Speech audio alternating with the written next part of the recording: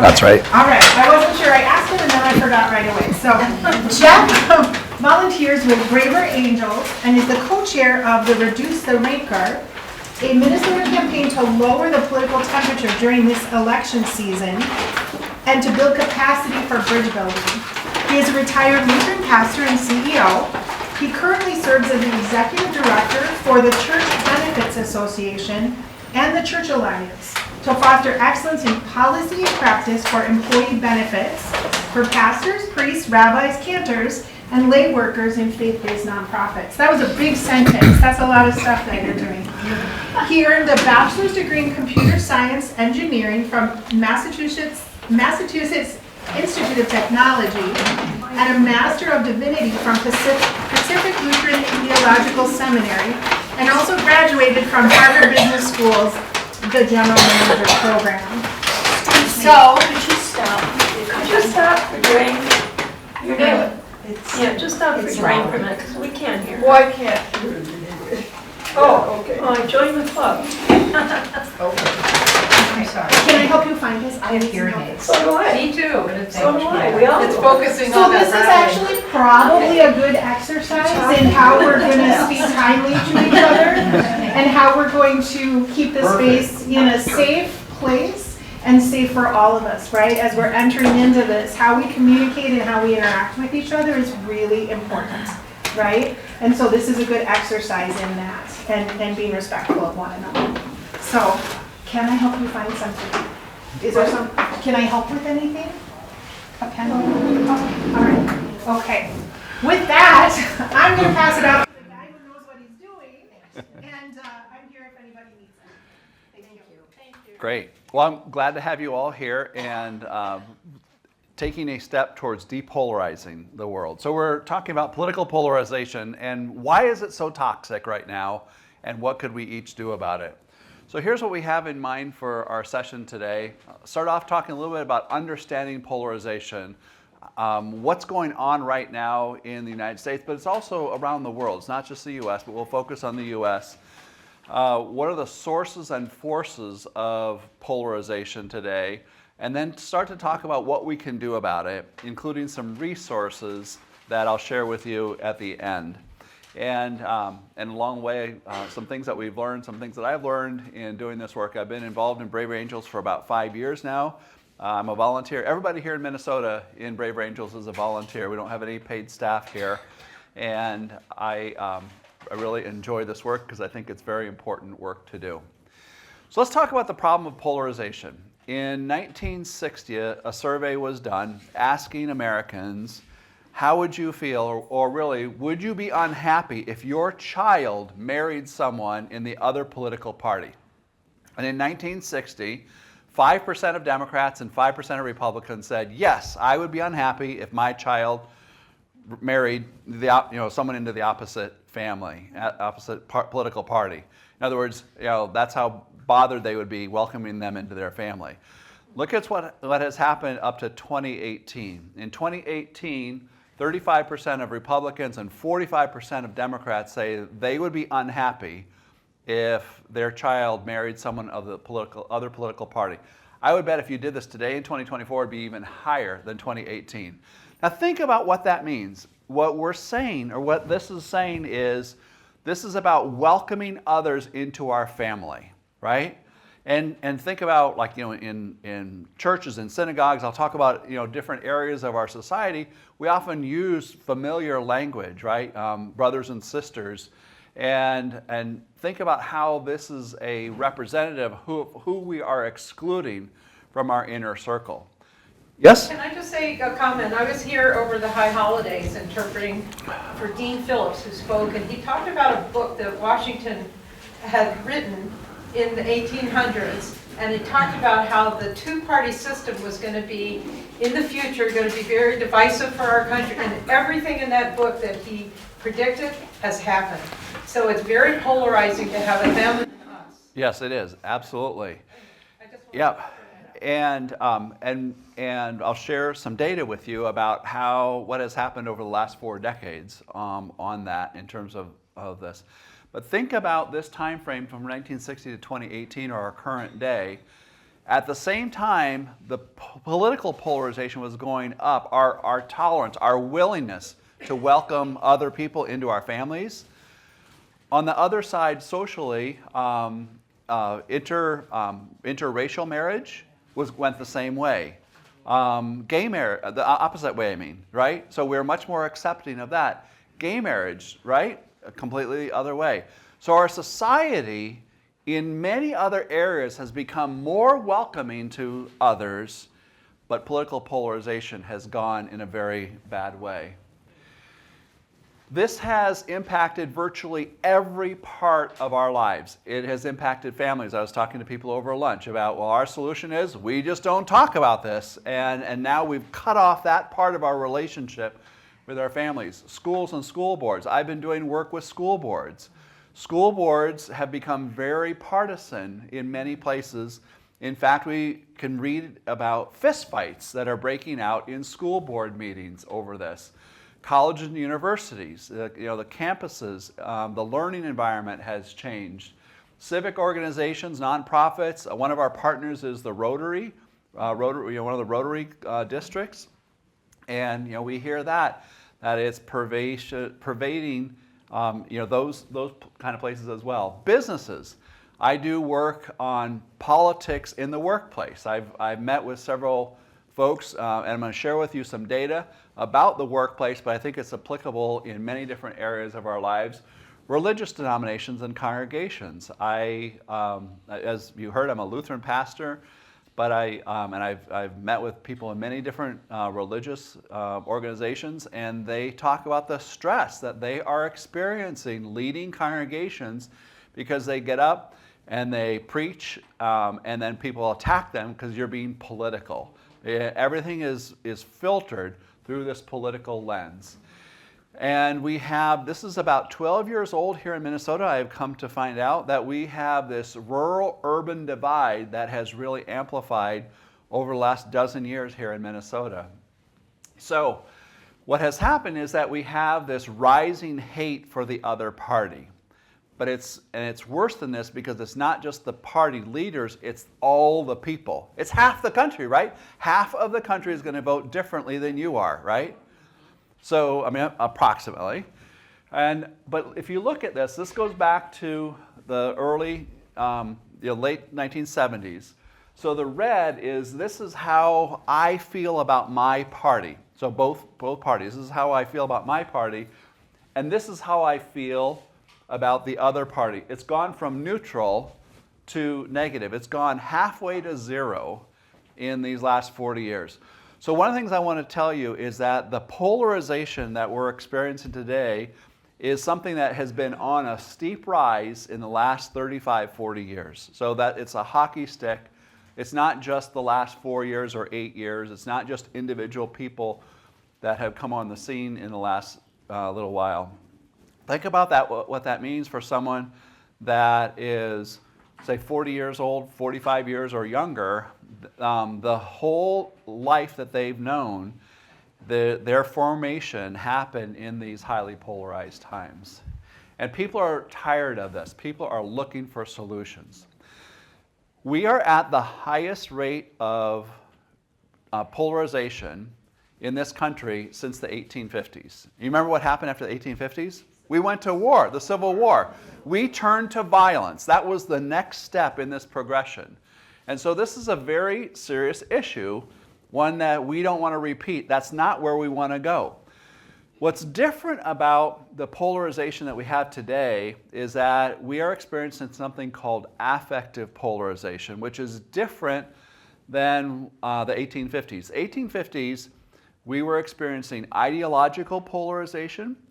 So slavery, right? There were both sides of slavery, both sides of states' rights, right? So states' rights and slavery, those were the ideological polarizing arguments, and also geographic polarization, north and south, right? So that's what was going on in the 1850s. Today, we are experiencing what is called affective polarization. And I'll describe what this means. It's about how we feel about each other. Again, not just the political party, but the other half of the country that is thinking differently than you are, right? It's how we feel about that whole group. Well, what does that look like? 3 things I want to call out. One is othering. What we do is we treat them as other. So human beings are tribal people. We group in our tribes and we other the other side. And when we do this to a negative extreme, what we do is we think of them, treat them as less than human, less than ourselves. So we think it's okay that they don't have the rights that we have. They're not allowed to speak the way we are. We're going to shut them down, right? So that's what happens when we start othering them and we get to this really toxic level.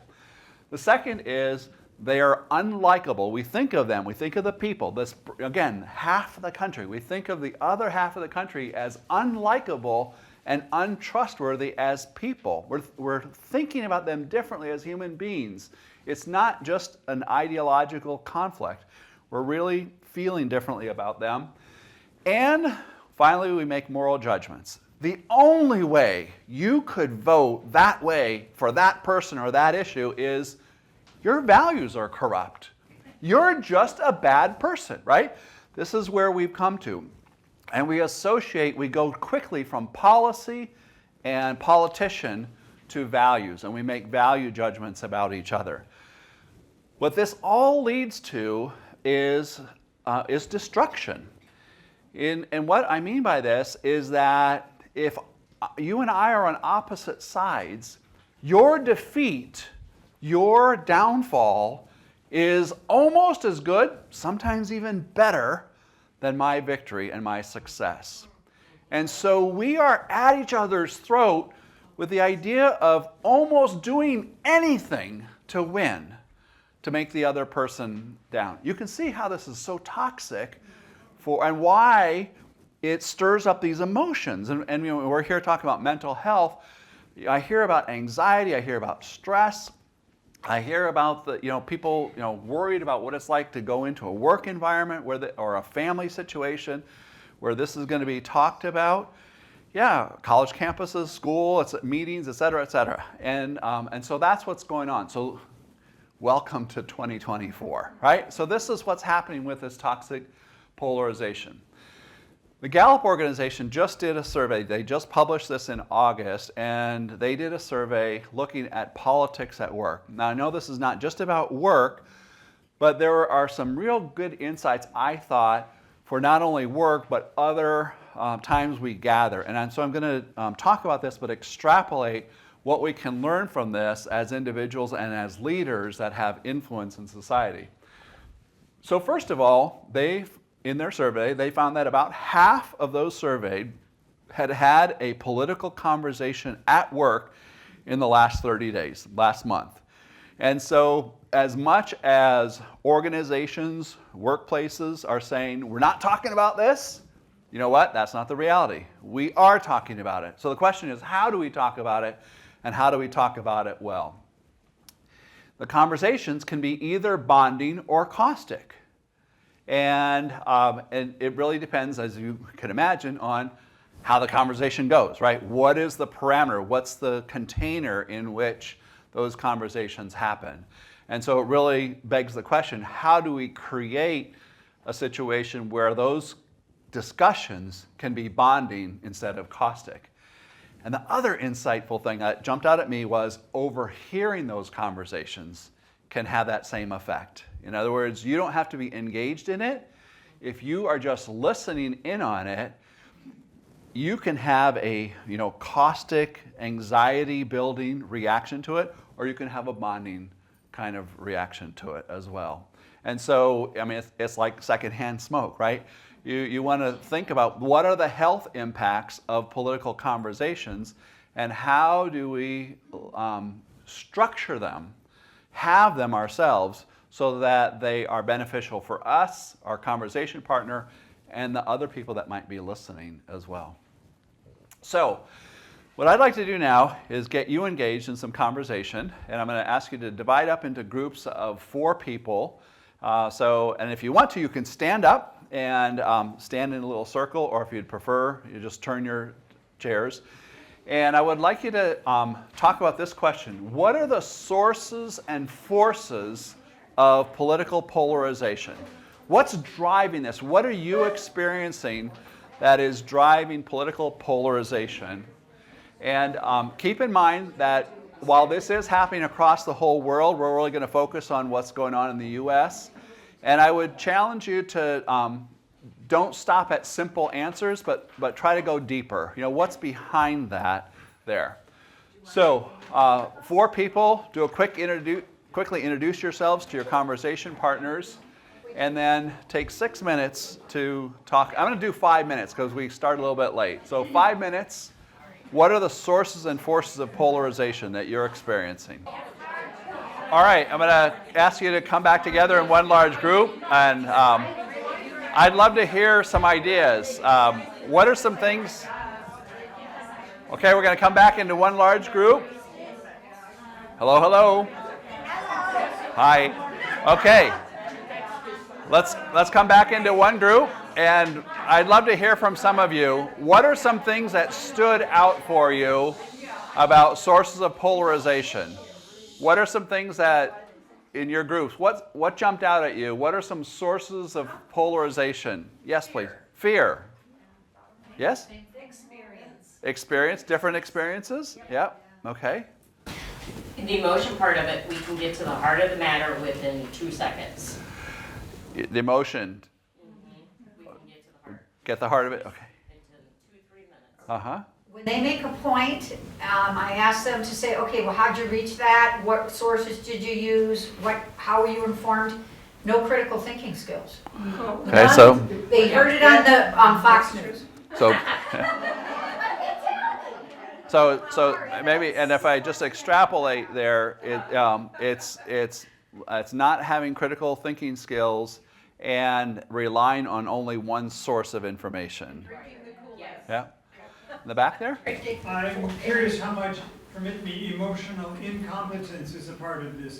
I don't even recognize my emotions, or I recognize them and we're just going to go ahead with them because I'm right. A critical skill is my emotional competence. Yeah, thank you. So you talk about our own emotional competence, and that comes into how we hear. Because we get triggered by other people's statements. And so what happens with our emotional response that now we're not even listening anymore? And so, and then also how we speak. Are we speaking in ways that are triggering a strong emotional reaction from someone else? And then we're just arguing. We're not really learning from each other. Yes, please. Yeah, also, misinformation through our technologies now.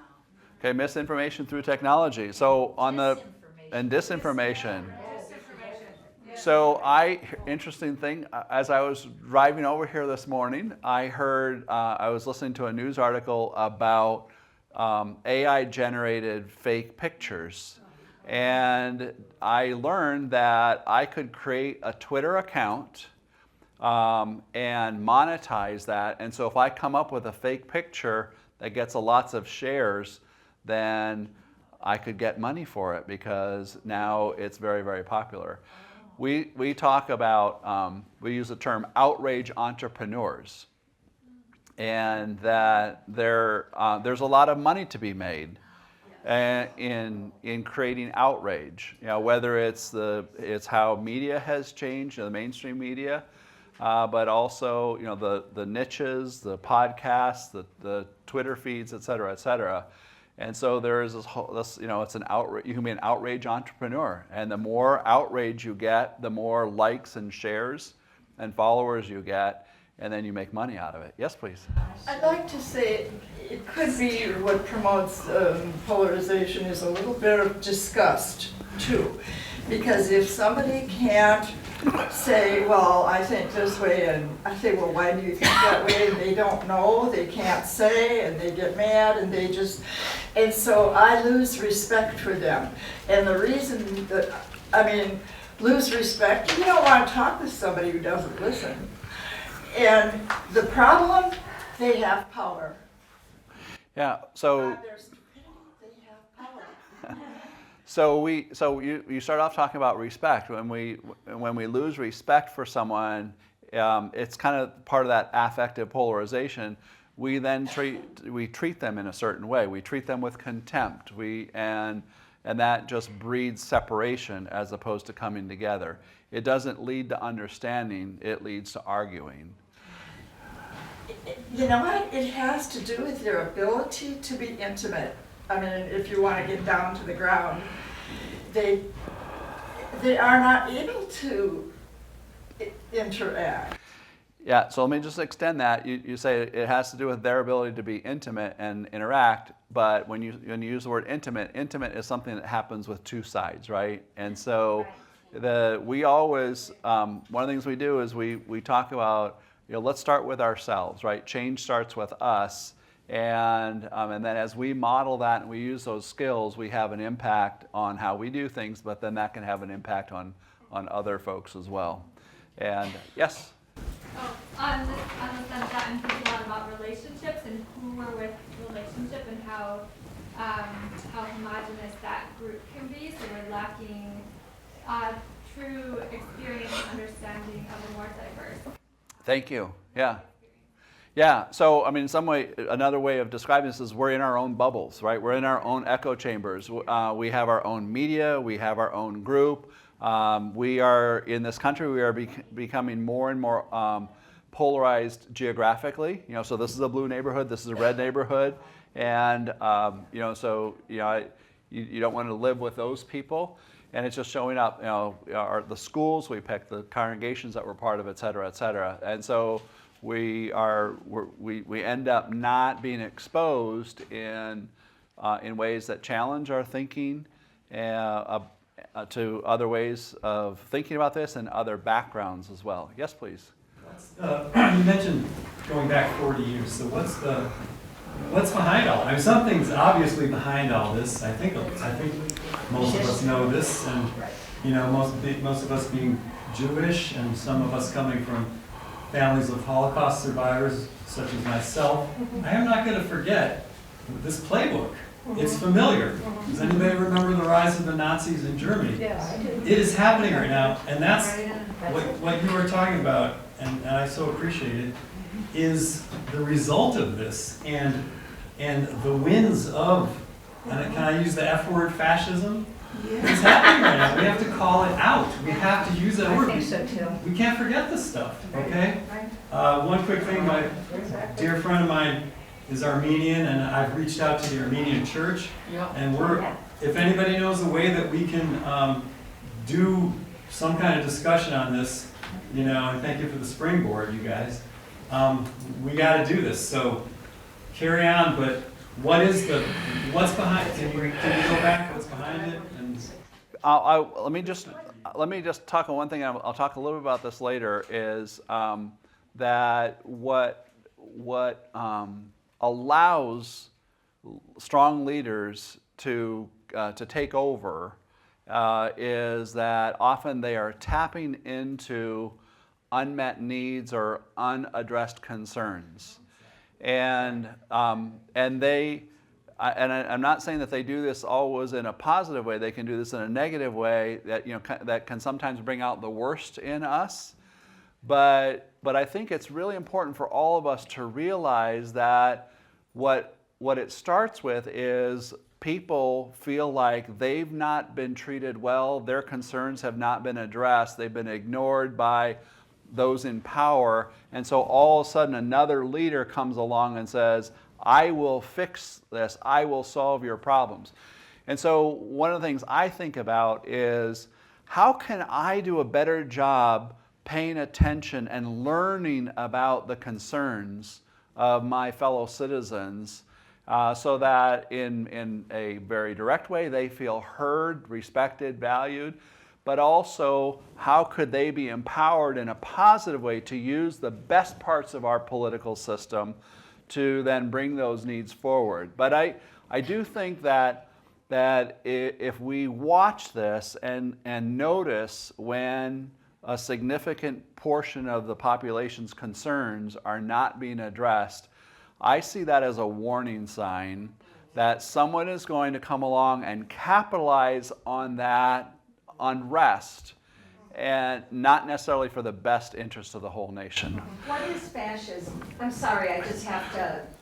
Fascism is Real quick. Okay, fascism, 10 it's seconds, basically 5 dictatorship when one person, let's Just use one Hitler, person? is the dictator and makes all decisions for a Okay, country. okay. All right, one more, and then we're going to move on. Authoritarian. Thank you. No, Fascism, that's Okay. okay. Oh, I mean, did you have another? fascism is also very right All right. wing. See, Okay. I'm sorry, I personally would rather hear that, because then that's already a negative. Yeah, I know. And I so, agree.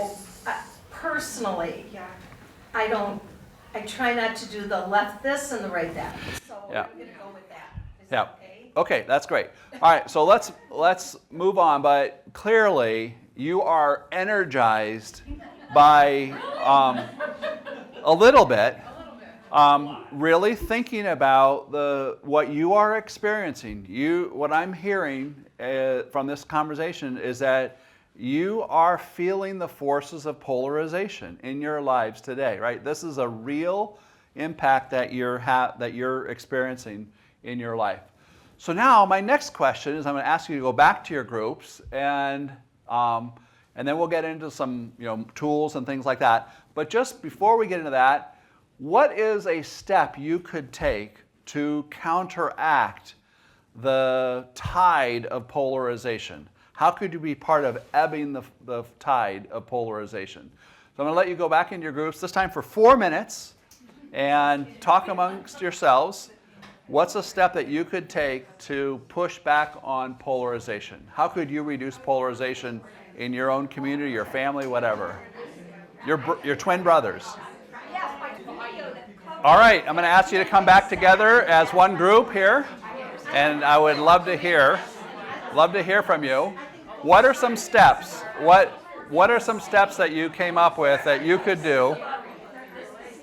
What is a step that you could do to address the polarization? Yes, in the middle and then in the back.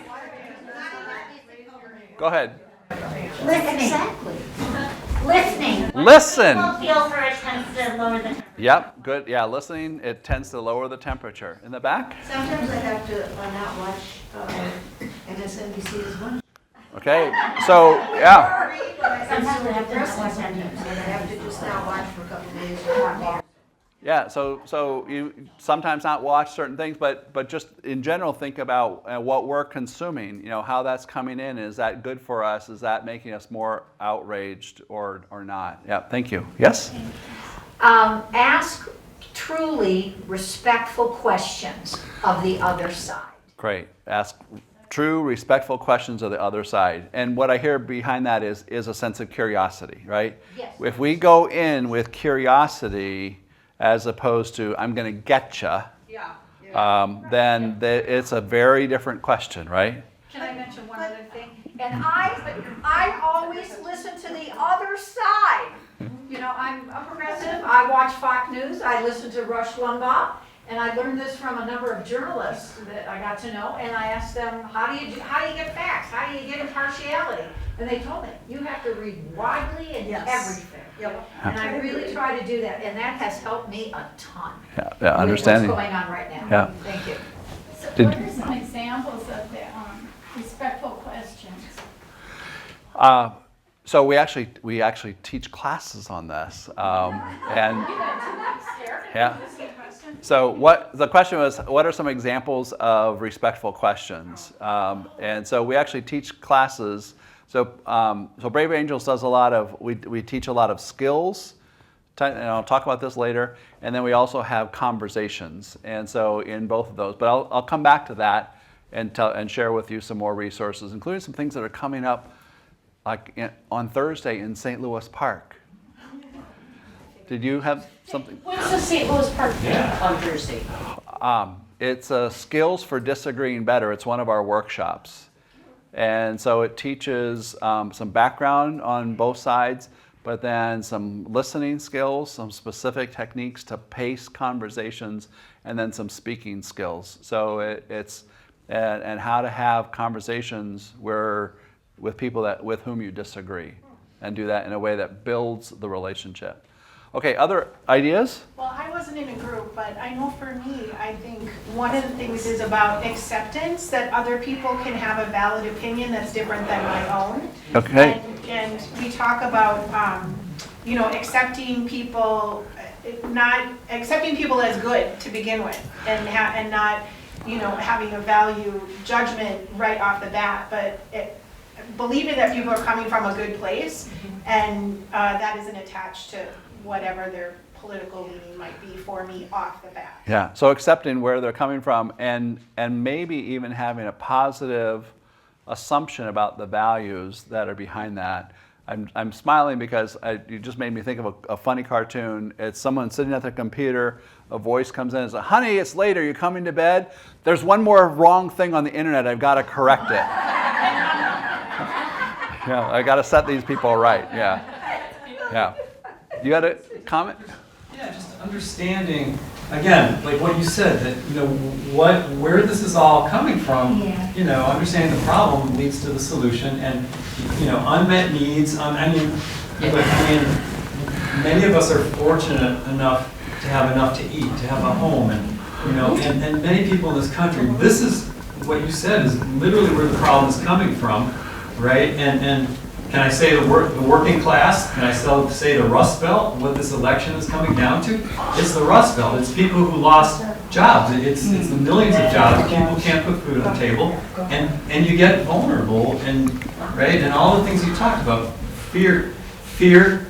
We get conditioned to indoctrinated about the fear, and I don't know, what's that superpower thing that she was talking about earlier today? That's us. That's we know how to do this. Be caught in the act of being human, but to have that understanding, I think, is so key, and that what we really have so much in common, and if we could just sit down, and just, if you can have an agreement to sit down and have a conversation, I think that's 50% of it right there. Yeah.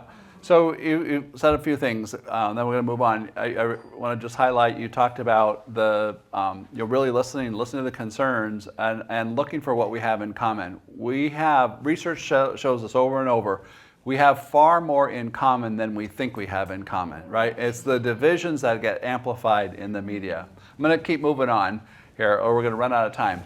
So this is extrapolated from that Gallup survey, that study. They talked to a whole bunch of folks, and they asked, well, so what do you do about this polarization? Again, this is in the context of the workforce, but I'm going to generalize it. One is emphasize a culture of respect and inclusion. So you accept that other people are going to think differently than you are. Are you still welcome in my circle? Are you included in the conversation? Is your point of view, are we open to listen to what you have to say? The second is to reiterate the values and the expectations so that everybody knows what kind of a conversation you have. Think about this. I mean, this can work in a formal situation, in a workforce, at a school board, also at a family dinner, right? At a Thanksgiving dinner, and say, how do you begin your Thanksgiving dinner and say, hey, I am so happy to have everyone here, and I know that we have different perspectives on things, and the conversations are welcome. Let's do that. Let's have the conversations respectfully, because the family relationships are so much more important than any of these issues. All right, you can set the tone for that. Foster trust and understanding between colleagues. Again, I will say again is that really comes from listening, from attending to what they have to say, and then set expectations for how conversations should be managed. What happens when things go off the rails? And especially if you're in a leadership position, people are watching. And if you just let it go and you just let people snipe at each other, then the conclusion is, I guess that's okay. I guess that's the culture we have here. So. And again, so part of what we do with Brave Angels, we teach, how do you jump into a conversation? How can you be a depolarizer in that? I'm going to show you a video here, and this is a news report based on a Braver Angels workshop. It's called a Red Blue Workshop. But I want to give you a taste of just one kind of event that Braver Angels does. So, what's the answer? How about putting old and young, rich and poor, conservatives and liberals in the same room and just have them talk it out?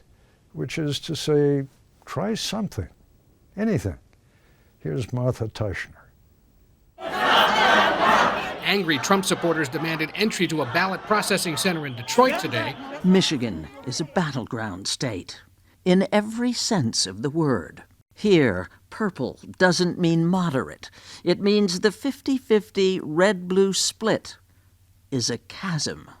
I'm out of concern for our country and our democracy. That concern is why these people gathered on a recent Saturday in Traverse City, Michigan, half of them red, the other half blue, brought together by Braver Angels, a not-for-profit attempting to narrow the divide. And I'm here just to help people understand the point of view of those in the red column. I'm concerned that the polarization has become paralysis. Started in 2016, Braver Angels now hold sessions nationwide. I'm going to start out with some expectations to abandon. It was shaped by Bill Doherty, who teaches relationships at the University of Minnesota. He's also a marriage counselor. Is it a proper analogy of reds and blues in America and couples on the brink of divorce? There is an analogy to couples on the brink. A big difference is that divorce is not possible in America. In Traverse City, participants arrived uneasy at first, defensive. It was difficult to get in the car and drive there, but I knew I had to do it. To get over her fear of the other side. After what happened in January 2021, when Kelly McIntosh addressed a virtual county commission meeting, asking commissioners to denounce the Proud Boys after the violence of January 6th. This was the response. Then came the threatening phone calls. Anybody who knows me knows that I need to be here. Task number 1 at a Red-Blue workshop? We're all Marxists or communists, anti-Second Amendment, baby killers. It sounds counterintuitive. List what they call you. The stereotypes. Reds and blues in separate rooms. Deplorables. Misogynists and the conspiracy theorists.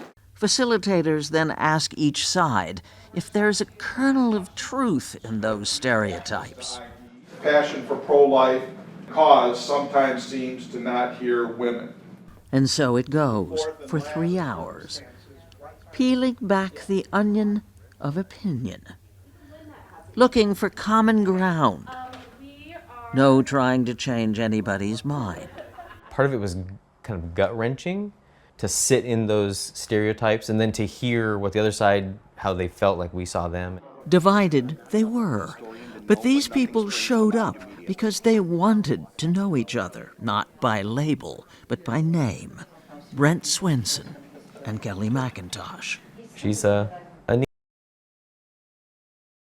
emails, stuff like that. But if you go to the Brave Angels website, you can look at some documentaries there. Sorry, I don't know what's going on with the audio, but we're going to skip that. But I guess that's just a stronger invitation for you to go and participate in one of these workshops yourselves. One of the things that we get asked a lot is, does this work? Does the Braver Angels approach work? And we've had a number of studies that have been done of some of these workshops. So we've had people have a workshop, have a different experience, and they measure before and after. So there have been a number of peer-reviewed academic reports now of researchers that have really gone into that. But what I'd like to do is just share with you some of what we have learned. I have certainly learned this. I've experienced this many, many times with workshops that I've led, but we've had people go in and do the hard metrics. So people feel more comfortable with the other party. When you don't feel comfortable talking with the other party, then those conversations don't happen. So they feel more comfortable. They change perceptions of each other, not their views on the political issues, right? So this is about how I feel about you, as a person, as a valuable human being, as an important part of the society, the country that we share. We may still disagree, but we can cooperate, collaborate, communicate better as a result of these workshops.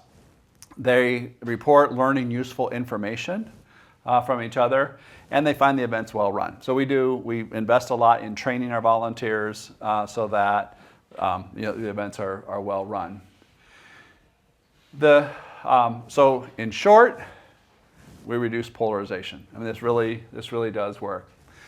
So what I want to do is, sorry about the video that didn't work, but let me point you to some resources here, because I wanted to leave you with resources. And Melinda is actually one of our state coordinators for Braver Angels. She and I are on the steering team for Minnesota. She's been staffing the table downstairs, but she also has information about Braver Angels with QR codes and websites and so on that you can go and find out a lot of this information. But let me walk through some things that we have. We have e-courses. Everything we do is free. So everything that you can do, you can go in. If you want to become a member of Braver Angels, it's a whopping $12 a year. Although if you want to donate more than that, you can. If you want to donate for other things, you can donate there as well.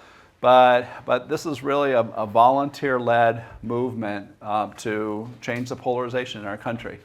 So one of the things that we have, as I said, is e-courses. You can go onto the Braver Angels website and you can take a course online. There are 3 of them right now. There is one, Skills for Bridging the Divide. So this is an earlier version of that, Skills for Disagreeing Better, but it teaches you the skills.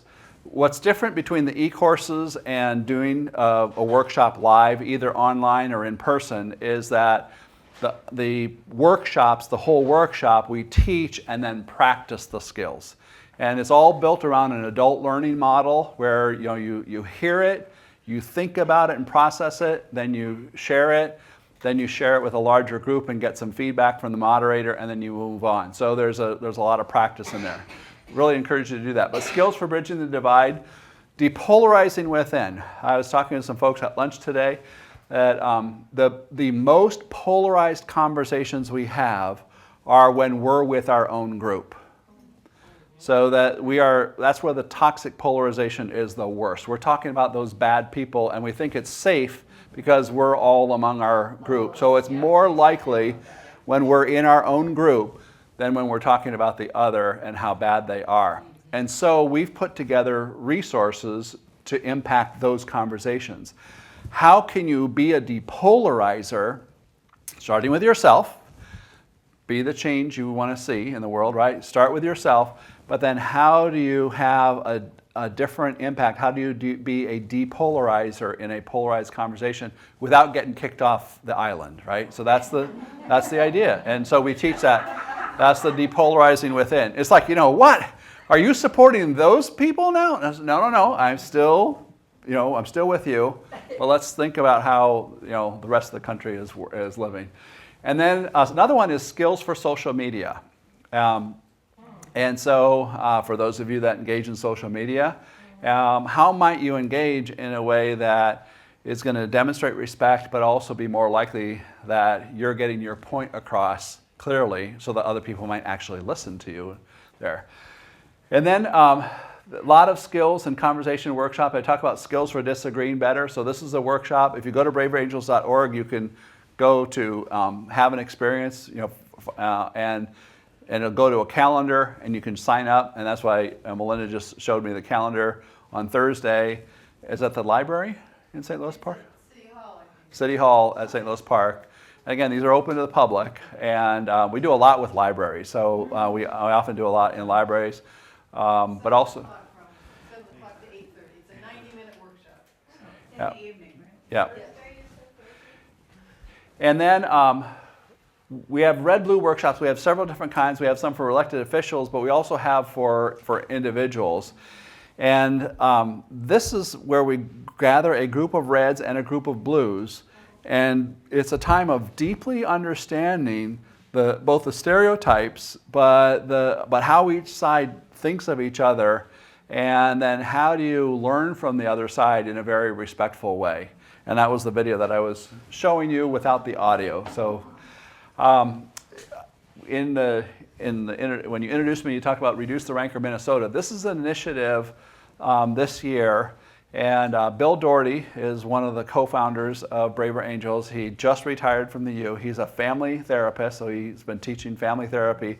So he's brought a lot of family therapy ideas into Braver Angels, and he's really the brainchild behind a lot of what we do. Bill and I are the co-chairs of this Reduce the Rancor Minnesota campaign for this whole year. What we did is we recruited the head of the DFL and the head of the GOP for the state of Minnesota. So, so we've got the Kevin Martin and Ken Hahn. We've got the two leaders, and so when people, and then we started recruiting others, and they go, "Wait, you have both of those? You have the chairs of both the political parties? They're for this?" If you ask them about this, what they will say is, "We are opponents, not enemies. We are opponents, not enemies." And think about that. How can we treat others that think differently as opponents, political opponents, as opposed to enemies that we try to vanquish? And we now have over 30 partners. One of the things that is most inspirational for me is college and universities. We have about a dozen college and universities, from the most liberal to the most conservative, all across the state. And some of these have put together impressive programs. They brought these ideas, they're bringing them onto campus, they're bringing them into the classrooms, and they are training up a generation of bridge builders where the bridges have been burned down. And it's so exciting. It's really, really cool stuff. So anyway, if you go to the Minnesota Braver Angels website, you can read more about that. Every state. Yeah. Minnesota happens to be one of the strongest for a variety of reasons. Bill Doherty is one. And also, I just moved here 13 years ago, and Minnesota has a very high commitment to volunteerism. You probably know that already.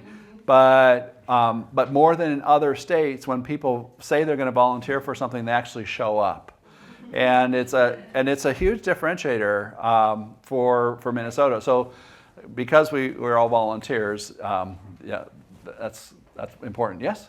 Where did you live before? I moved here from Northern California, so obviously I moved here for the weather.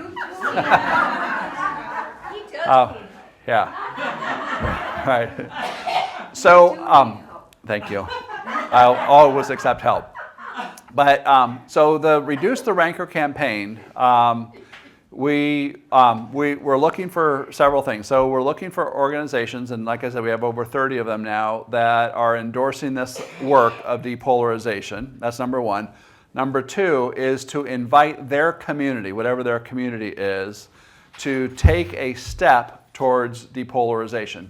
You are all here taking a step towards depolarization by being in this workshop or this session today, right? So you're learning about some steps that you could take to be a depolarizer. And then the third is to build that capacity across the state. So you can imagine if we want to invite every Minnesotan to take a step towards being a depolarizer, then we're going to need more capacity. And so what we've also seen with the Reduce the Rancor campaign is many more people becoming Braver Angels members, but also signing up, becoming moderators to moderate workshops. So if that's an interest for you, I definitely encourage you to check that out on the website. To become a moderator, it's a self-paced training. It's all on there. And so if you like working with groups, if you have an affinity towards healing kind of work, you may find this as rewarding as I do. I think it's great fun. And I think it's really important for all the reasons we talked about earlier on. And for those of you that are thinking about how this applies to the workforce, if you're a member of the Society for Human Resource Management, there are some good resources there. They're behind a firewall, so you have to be a member to get access to them. But they have a whole section on navigating the workplace political minefield there. One of our partners, I'm going to pick up on, a few of you talked about the news, the sources of news. One of our partners is Minnesota Public Radio, one of our Reduce the Rancor Minnesota. And their program is called Talking Sense. And you may have heard this. If you go to Minnesota Public Radio Talking Sense, you can learn about it. But every Tuesday morning at 9 o'clock, they've got another story. And so we've done, I don't remember how many workshops with them, and they're recording them and then making them into news stories. But it's been fun. We've been able to get all around the state, from Worthington to Fergus Falls to Woodbury to lots of other, Rochester, lots of other places. So we're really trying to, get across the state. But yep, it's Braver Angels and NPR doing it together.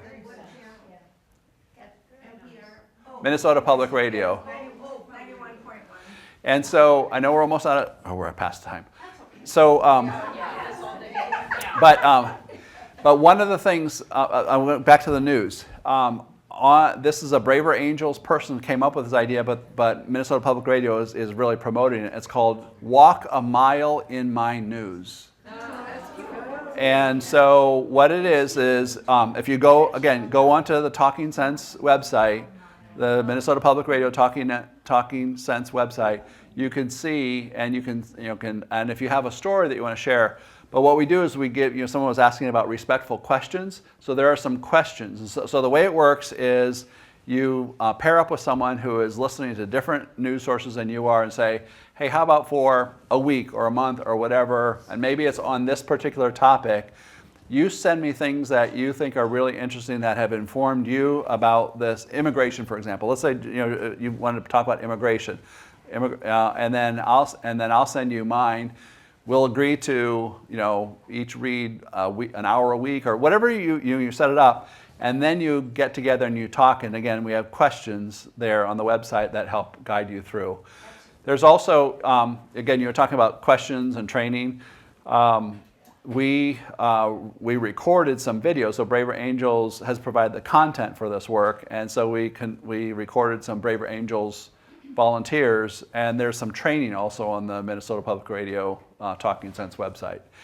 Anyway, so that's last thing I want to do is just share with you some learning. So this is more Jeff speaking than Braver Angels, but I learned this from my work in Braver Angels. So we talked about this before, but I think this is key. Trust gets built when people's concerns are taken seriously.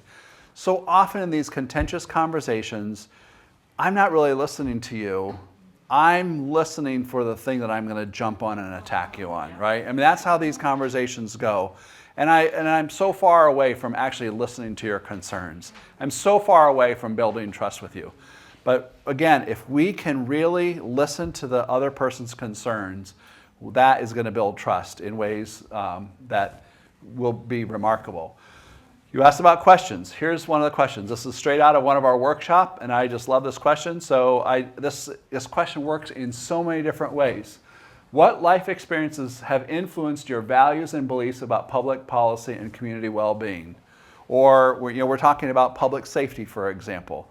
I could just ask. So I'm curious. You've got some strong views about policing and public safety and public services. What life experiences have shaped how you look at that? I'd love to learn more. People love to tell their stories. And when we tell our stories, we humanize the other person. It's not just a political position. There's another human being that has a different path, a different journey than we have that we can learn from. We talk about, from another one of our workshops, the eavesdropper test. So imagine that someone from the other political side was dropping in and listening to your conversation about them. 2 questions. Would they feel that, or would they think that you represented them accurately, or did you distort them to your own advantage, right? So did you represent them accurately, and did you speak about them with respect? So would they feel that you were accurate in portraying their perspective, and were you respectful in doing that? And if you can do that, you pass the eavesdropper test. One of the things that we talk about is having accurate disagreement. So often in these arguments, we have inaccurate disagreement because I'm going to hold up the worst possible interpretation of the other side's view, and then I'm going to attack it. Well, that's not an accurate disagreement. And then finally, find common ground where it exists. As I mentioned before, research shows very clearly we agree on a lot more than we think we agree on, and the media represents us agreeing on. We get shown as being disagreeable. We say this over and over in our workshops. Find common ground where it exists. We're not talking about manufacturing it. We're not talking about being insincere. We're talking about sincere looking. But when we do that, when we're looking at policy issues, when we're looking at the concerns, when we're looking at the values behind that, we find common ground. And then if we find that, now we can have a basis to talk, learn, and work together. So I want to thank you for the great involvement. And we call ourselves Braver Angels because this does require a bit of courage to go out and be a depolarizer. So I invite you to harness that courage, be brave, and be part of fixing this polarization problem.